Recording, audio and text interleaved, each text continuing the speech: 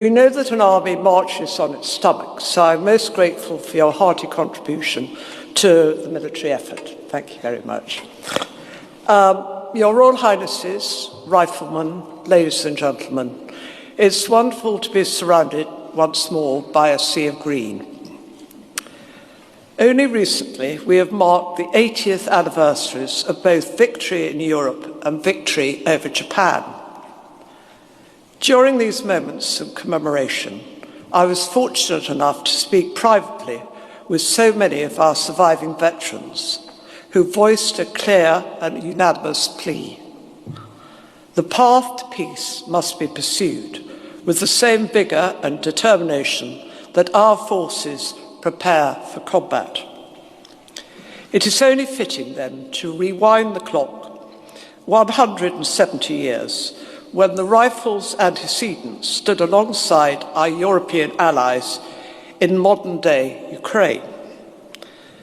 By November 1855, our regiment had distinguished itself at the Alma, Inkerman and Sevastopol, and were anticipating the end of the bloody Crimean campaign.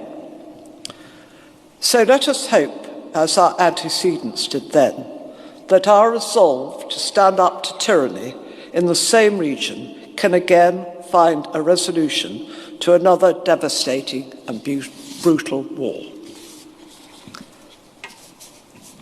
Since we last met, I've enjoyed visits to both 2 Rifles and 4 Rangers, as well as hosting all commanding officers and regimental sergeant majors at Buckingham Palace.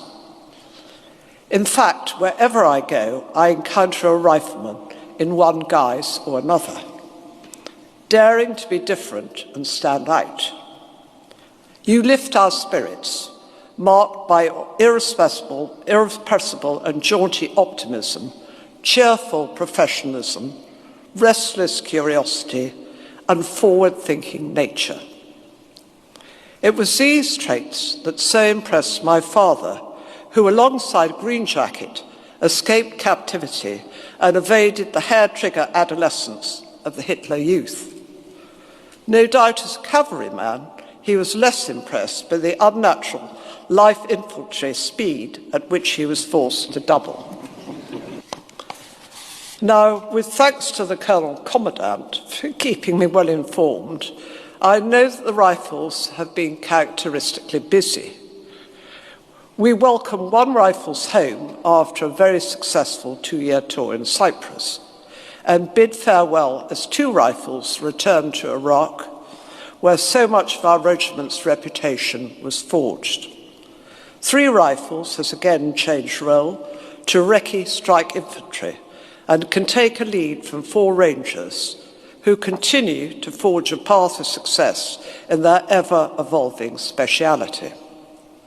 And 5 Rifles has completed a 3rd tour of Estonia, the UK's ever-important contribution to NATO's forward deterrence.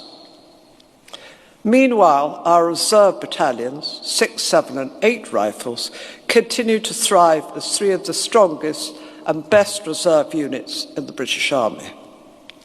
Additionally, an impressive 25% of cadets sport a Rifles cap badge, with the recent government direction to increase cadet numbers by 30%.